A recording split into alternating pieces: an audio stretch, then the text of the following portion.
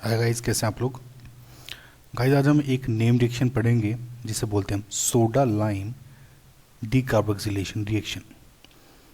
Basically ये carboxylic acids की reaction होती है, राइट। और इसमें डीकार्बोक्सिलेशन हैपन होता है। डीकार्बोक्सिलेशन का मतलब जब नंबर ऑफ कार्बन्स रिड्यूस होते हैं किसी मॉलिक्यूल में, किसी कंपाउंड में, उसको हम डीकार्बोक्सिलेशन बोलते हैं, राइट। सोडा लाइम का मतलब, सोडा लाइम एक्चुअली गाइस जब हम NaOH को CaO से मिक्स करते हैं, राइट, NaOH सॉल्यूशन को सॉलिड CaO में डालते हैं जब, तो हमें सोडा लाइम मिलता है ना। सोडा लाइम का नाम क्या है? NaOH का मतलब होता है गाइस सोडामाइड, तो सोडा। अगेन कैल्शियम ऑक्साइड को हम बोलते हैं quick lime, right, and the name lime. तो यहाँ से सोडा लाइम डीकार्बोक्सिलेशन रिएक्शन, अगर आपको कंपाउंड नेम याद रख रहे हैं तो आप ऐसे याद रख सकते हैं, राइट। तो ये एक डीकार्बोक्सिलेशन रिएक्शन है जिसमें सब स्टार्टिंग में जो एज अ फर्स्ट स्टेप जो हमारा जो नंबर ऑफ कार्बन रिड्यूस होते हैं वो रिड्यूस होते हैं CO2 के फॉर्म में, राइट। सपोज मैं आपको एक हेड्सअप दूं कि अगर मेरा RCOOH है, यानी कोई एसिड है, कार्बोक्सिलिक एसिड की रिएक्शन है ये। सो अगर इसमें सपोज N कार्बन है, या अगर मैं नॉर्मल टर्म्स में बोलूँ N को हटा दूं, सपोज इसमें मेरे 5 कार्बन्स हैं, इस कार्बन को मिला के, COOH के कार्बन को मिला के, तो जो मेरा प्रोडक्ट बनेगा आफ्टर, जब मैं NaOH CaO और थोड़ी सी हीट दूंगा, हीट इसमें बहुत इंपॉर्टेंट फैक्टर है गाइज, तो मेरा जो फाइनल जो भी प्रोडक्ट बनेगा, राइट, उसमें कितने कार्बन्स होंगे? 4 कार्बन। अगेन धीरे धीरे धीरे धीरे जो प्रोडक्ट्स आगे बनते रहेंगे, राइट। नाउ मेन आगे बढ़ने से पहले गाइज मैं आपको एक एक्सपेरिमेंट बताता हूँ। सपोज गाइज ये एक टेस्ट ट्यूब है, राइट। इसमें आपने क्या किया है कि बेसिकली फॉर एग्जांपल अगर मैं लूँ तो मैंने एसिटिक एसिड लिया है CH3COOH, ताकि आपको इजी तरह से और समझ में आ जाए, राइट। अब मैं क्या कर रहा हूँ, इस एसिटिक एसिड में मैंने सोडा लाइम ऐड कर दिया, मतलब NaOH प्लस CaO।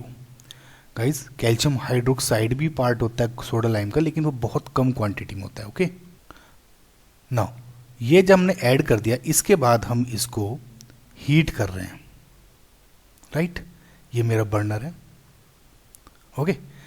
जब मैं इसको हीट कर रहा हूँ और मैंने आगे कोक लगा देता हूँ एक थोड़ा सा, ताकि गैस रिलीज होगी इसमें, ताकि वो कहीं और एक्सकेप ना हो, और यहाँ पे पाइप लगा दिया।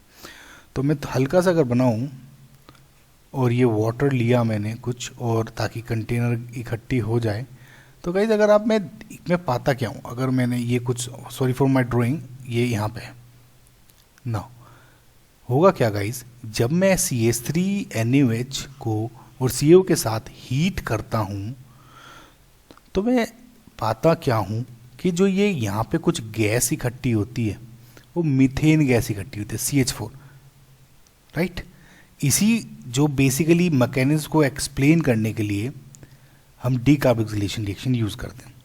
नाउ एज अ ट्रिक अगर आप सोचें तो क्या होगा, CH3COOH को अगर आप कभी भी सोडा लाइम के साथ रिएक्ट करेंगे और हीट करेंगे, यानी NaOH CaO और के साथ हीट करेंगे, तो आप हमेशा याद रखें, आंख बंद करके कभी भी कुछ हो तो ये COOH को रिप्लेस कर दें हाइड्रोजन के साथ, मतलब CH3H, ओके। तो एज अ ट्रिक क्या हुआ, मैंने CaCOOH को सिंपली रिप्लेस कर दिया H के साथ, तो मेरा फाइनल प्रोडक्ट बन जाएगा। अब मैं डायरेक्ट आपको एग्जाम्पल लिखने के लिए एक दो क्वेश्चन बताता हूँ, उसके बाद अगर हम और समझेंगे तो और हमारे लिए ईजी होगा। ये 3 क्वेश्चन है गाइस, इसको सोल्व करें। आपको कुछ नहीं सोचना है, सिर्फ आंसर लिखना है। मैंने आपको क्या बताया, जब भी सोडा लाइम के साथ हीट करेंगे आप, और अगर मैं जो मेरा रिएक्टेंट है उसमें मैं देखता हूँ कि COOH ग्रुप है, तो आप जस्ट उसको H के साथ रिप्लेस कर दें, H। सिमिलरली इसमें क्या होगा, again CH3 CH CH3 again H के साथ रिप्लेस कर दें। ओके गाइज, अगेन सिमिलरली क्या होगा, अगर मेरा ये कंपाउंड है, ये है ग्रुप, इसको आप जस्ट H के साथ रिप्लेस कर दें। राइट गाइज, सो ये ऐसे आंसर आपको डायरेक्ट लिखने हैं। Now guys come to the mechanism. Mechanism में गाइज मैं अगर एक जनरल लूँ कि RC डबल बॉन्ड OH, ये RCOOH है, आपको पता है। इसको जब मैं रिएक्शन कराता हूँ पहले पार्ट में NaOH के साथ, मैकेनिज्म के बाद गाइज आप ये सीखेंगे कि जो NaOH है और CaO है और हीट है, इन तीनों, इस रिएक्शन में इन तीनों पार्ट का क्या क्या रोल है। ओके गाइज, सो आपको इसको एंड तक देखें ताकि आपको कुछ क्वेश्चन बहुत अच्छे तरह से समझ में आएगा। ना अगर मैंने RCOOH को मेरी रिएक्शन कराया, मुझे पता है कि OH नेगेटिव NaOH एक एल्कली है जो कि बेसिक नेचर का होता है, यानी OH नेगेटिव देता है। ना OH नेगेटिव क्या करेगा, सबसे पहले या तो वो न्यूक्लियोफाइल की तरह अटैक कर सकता है और यहाँ पे ये अटैक कर सकता है, राइट, या वो ये एक एसिडिक हाइड्रोजन रिमूव कर सकता है, राइट। नाउ इन दोनों केस में क्या होगा, नाउ गाइज आपको मैं बताऊं ये कि जब भी आपकी कोई प्रोडक्ट में न्यूक्लियोफिलिक रिएक्शन या एसिड बेस रिएक्शन दोनों हो सकती हैं, तो हमेशा सबसे पहले एसिड बेस रिएक्शन प्रीफर की जाती है, और अगर वो नहीं हो पा रही है then we go to the nucleophilic reaction mechanism. Okay, so ये एसिड बेस रिएक्शन देगा और प्रोडक्ट में क्या मिलेगा मेरे, RC double bond O negative. Right guys, यहाँ पे Na पॉजिटिव लिख सकते हैं, नहीं भी लिख सकते हैं। अब जब मैं इस RCOO नेगेटिव को गाइस हीट करता हूं, ओके, आपको देखें गाइस, जो ये मेरा RCOO नेगेटिव है ये रेजोनेंस में है, राइट, ये रेजोनेंस में है, इस तरह आ सकता है, यानी इसका दूसरा स्ट्रक्चर ऐसे हो सकता है, सेम। ओके, अगेन वो इस तरह से फिर से होगा, ये दोनों स्ट्रक्चर आपके रेजोनेंस में है। नाउ जब हम इसे गाइस हीट करते हैं, आप ये याद रख लें, ये कार्बोक्सिलिक द्विकार्बोक्सिलिक रिएक्शन सोडा लाइम इसलिए इंपॉर्टेंट है गाइस क्योंकि आपका ये जो स्टेप है ये एक तो RDS है और ये काफ़ी सारे क्वेश्चंस में आपको डिफाइन करता है, यानी जब भी आप RCOO नेगेटिव गाइस जब हीट करेंगे तो रीअरेंज करता है अपने आप को, और इस तरह से ये बॉन्ड वीक हो जाता है। ये जो बॉन्ड दिख रहा है आपको R और C के बीच में, ये वीक हो जाता है और ब्रेक हो जाता है, और जब ब्रेक हो जाता है तो मुझको क्या मिलता है, एक तो R नेगेटिव कार्बन आयन है, ये R negative plus CO2 gas release होती है। नाउ इस CO2 गैस को जरा हम यहाँ पे पिन कर देते हैं, मतलब अभी होल्ड करके रखे, इसका एक काम है। नाउ जब मुझे गाइस R नेगेटिव मिल गया, ये एक कार्बन आयन है। नाउ R नेगेटिव ये करता क्या है गाइस, जो हमारा जो पहला स्टेप में ये वाटर निकला था, इसमें ये H2O जो बना था इस स्टेप में, उसके साथ रिएक्शन करता है। नाउ अगेन गाइस H2O को मैं HOH लिख सकता हूँ, आपको पता होना चाहिए, OH NH SH या ट्रिपल बॉन्ड CH अगर आपके बॉन्ड प्रेजेंट हैं कहीं भी, तो जो ये हाइड्रोजन्स होते हैं ये एसिडिक होते हैं। क्यों? क्योंकि एक हाईली इलेक्ट्रोनेगेटिव एलिमेंट्स के साथ जुड़े हुए हैं, जो O N S और C ट्रिपल बॉन्ड C है, तो यानी परसेंटेज एस कैरेक्टर ज़्यादा होने की वजह से हाई इलेक्ट्रोनेगेटिव हो गया। इसकी वजह से ये HOH है, अगेन R नेगेटिव एक एसिड बेस रिएक्शन प्रीफर करेगा और मुझे क्या मिलेगा, RH, अगेन OH नेगेटिव मेरा यहाँ पे आ जाएगा, जो Na पॉजिटिव के साथ मिलके अगेन NaOH बना सकता है, यानी NaOH मेरा रिकवर हो गया, इसमें वेस्ट नहीं हो। राइट नाउ अगर आप फाइनल प्रोडक्ट देखें तो मैंने जो RCOOH है इसको NaH और हीट किया तो मुझे RH मिल गया, राइट। ये तो मेरा प्रोडक्ट बन गया, यही मैकेनिज्म थी यानी, और ये RDS स्टेप था। लेकिन इसमें मेरा CaO का रोल क्या है? एक्चुअली गाइज होता क्या है, अगर आप ये स्टेप देखें, R नेगेटिव जब H के साथ रिएक्शन करता है RH बनाता है, राइट। नाउ अगर इसमें हम कैल्शियम ऑक्साइड नहीं यूज़ करेंगे, एक्चुअली इसमें जो कैल्शियम ऑक्साइड का जो यूज़ होता है वो एक्सेस ऑफ वाटर को एब्जॉर्ब करने में आता है। मतलब मैं आपको बताता हूँ, मैंने आपको बताया, आई होप गाइज ये कंफ्यूजिंग नहीं हो रहा होगा आपको। RCOO नेगेटिव ये बन गया गाइज, राइट। नाउ अगर मैं गाइज RH मेरा जो HOH है, आप ये याद करके रखें, जो कैल्शियम ऑक्साइड है वो एक्सेस ऑफ वाटर को एब्जॉर्ब करता है, यानी जितना रिक्वायर्ड है उतना ही रहेगा, बाकी के मॉइस्चर को ड्राई कर देता है। अगर वो ड्राई नहीं करेगा तो गाइज इसी स्टेप में HOH भी रिएक्शन कर लेगा, क्योंकि ये R नेगेटिव है। R negative again acid base reaction देगा, वीक होगा, मैं मानता हूँ वीक होगा क्योंकि O नेगेटिव का रेजोनेंस की वजह से वीक हो गया, लेकिन फिर भी कुछ परसेंटेज हमारा वापस RCOOH बन सकता है, जो कि हम नहीं चाहते। इस वजह से गाइज जो CaO है इसका जो मेन रोल है वो ये है कि जो ये H2O बनता है इस स्टेप में जो H2O बनता है उसको एब्जॉर्ब कर लेता है, ताकि इस स्टेप में उतना ही वाटर रहे जितना ज़रूरी है। ओके, नाउ एक बात और, NaOH का रोल आपने देखा कि एसिडिक H को रिमूव किया। NaOH का गाइस एक रोल और है, जो NaOH है गाइस CO2 को अगर आप देख रहे हैं इसमें, ओके। नाउ आपने ये देखा, मैं थोड़ा सा रफ कर देता हूँ ताकि इजी हो समझ में।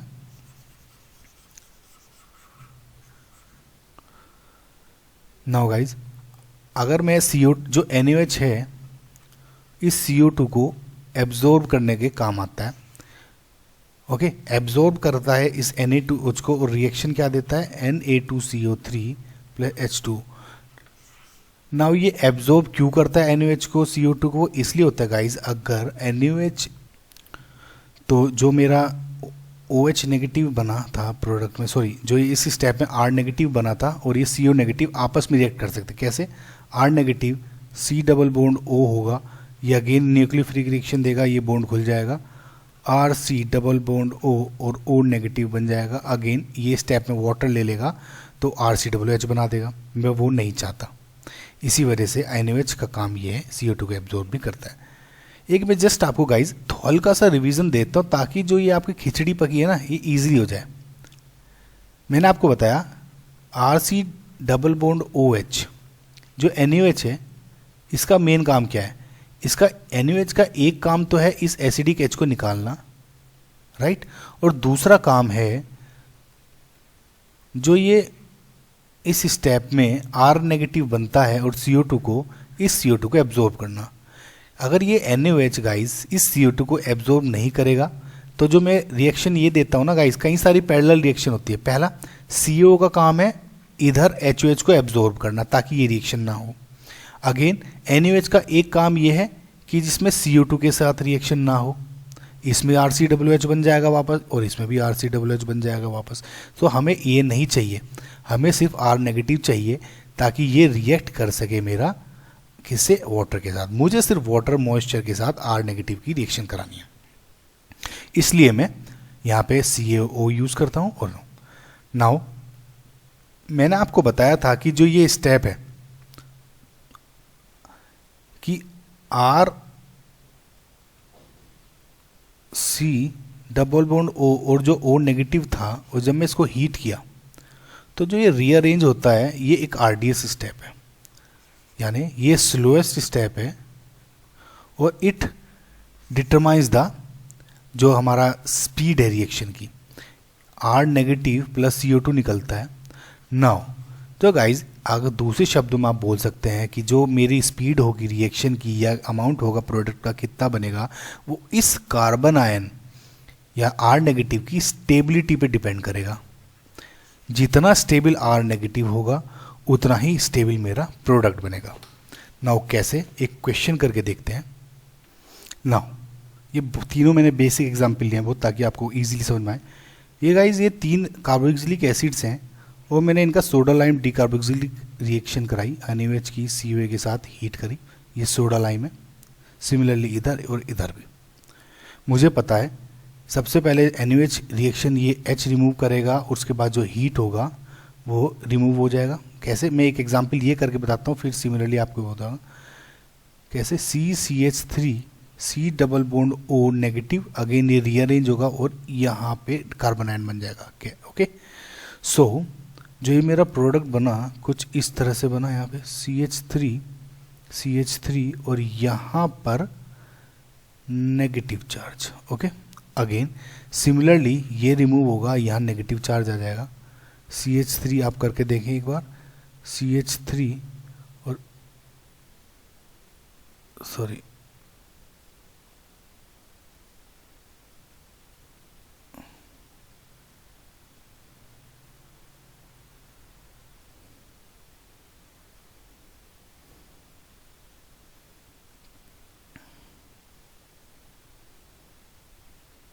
ओके, ऐसे और ऐसे बन गया।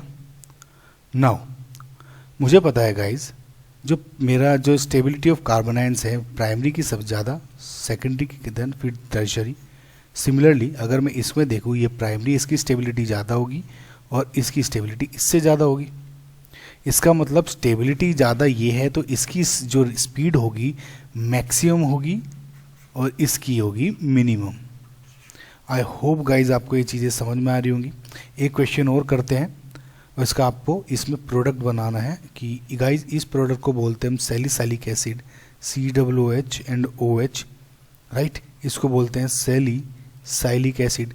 बेसिकली गाइज इस टाइप के क्वेश्चन जब भी आते हैं, हम भी कभी कभी एग्जाम में प्रेशर में टफ हो जाता है, लेकिन आपको हमेशा याद रखना है गाइज NaOH के साथ अगर हीट कर रहा हूँ, मुझे सिंपली मैंने आपको जो ट्रिक बताई है COOH को रिप्लेस करके क्या कर देना है, H कर देना है, राइट। आगे कुछ नहीं सोचना है। तो क्या बना मेरा, सैलिसाइलिक एसिड से जब मैं सोडा लाइम डीकार्बोक्सिलेशन बनता हूँ तो मेरा बना guys phenol. Okay, so guys ये क्वेश्चन देखें। Similarly number of carboxylic acids पे आप कंफ्यूज मत हो, जितने COOH मुझे दिखे उसको रिप्लेस करके सिंपली H लगा देने हैं। यानी अगर मैंने देखा गाइज ये मेरा कंपाउंड है जिसको मैं थैलिक एसिड बोलता हूँ, तो थैलिक एसिड का जब मैं सोडा लाइम डीकार्बोक्सिलेशन करता हूँ तो मुझे क्या मिला, बेंजीन। और गाइज सिमिलरली अगर आप एक क्वेश्चन मिले आपको कार्बन यानी ग्रेफाइट की रिएक्शन करी आपने HNO3 या एंड और KMNO4 के साथ, राइट। ओके, नाउ आपको एक A प्रोडक्ट बना, उसकी बाद उसकी रिएक्शन कराई हमने NaOH CaO और हीट के साथ, आपको B प्रोडक्ट बना। मुझे A और B बताने हैं। आप गाइज इसको कंफ्यूज मत हो, याद रख लें इस पॉइंट को, कुछ चीज़ें याद रखने की होती हैं कभी कभी। कार्बन या ग्रेफाइट की जब भी इस तरह से रिएक्शन होती है आपको हमेशा मैलिटिक एसिड मिलेगा। मैलिटिक एसिड का फॉर्मूला क्या होता है गाइज, मैं देखिए ये सभी जो पोजीशंस हैं इसके सभी पे COOH जुड़ जाएंगे। गाइज देखिए ये चीज़ें गाइज ऐसी होती हैं क्योंकि कुछ चीज़ें आपको पता है कि याद रखें, कुछ चीज़ें ऐसी हों, हर चीज़ का मैकेनिज्म नहीं समझा जाता। तो आप ये याद रखिए जब भी ग्रेफाइट आपको मिलेगा उसकी रिएक्शन कराई तो आपको मैलिटिक एसिड मिलेगा, राइट। और अगेन मैंने आपको बताया इसका सोडा लाइम डीकार्बोक्सिलेशन हुआ था तो क्या मिलेगा मुझे, जितने भी COOH हैं सबको रिप्लेस करके H लगा दे, क्या मिल जाएगा मुझे, बेंजीन। ये मुझे H लगाने की जरूरत है, लगा देता हूँ, चलिए बेंजीन। तो देखिए कितना अच्छा रिएक्शन है ये। मेरे सिर्फ ग्रेफाइट है मेरे पे कार्बन और इसको मैंने बेंजीन में कन्वर्ट कर दिया, right guys. So I hope guys आपको ये क्वेश्चन सब चीज़ें समझ में आई होंगी। Thank you for watching guys. Please guys like share and subscribe. आपको अच्छा लगा तो कमेंट में बताइए एंड प्लीज़ मुझे बताइए कोई आपको कुछ वीडियो नहीं बनवानी है, समझ में नहीं आई तो मुझे टॉपिक बताइए, मैं उसकी वीडियो जल्दी बनाऊंगा। और रिमेंबर गाइज फिजिकल केमिस्ट्री में चैप्टर वाइज जो टॉपिक हैं वो जल्दी आने वाले हैं। Guys thank you, bye.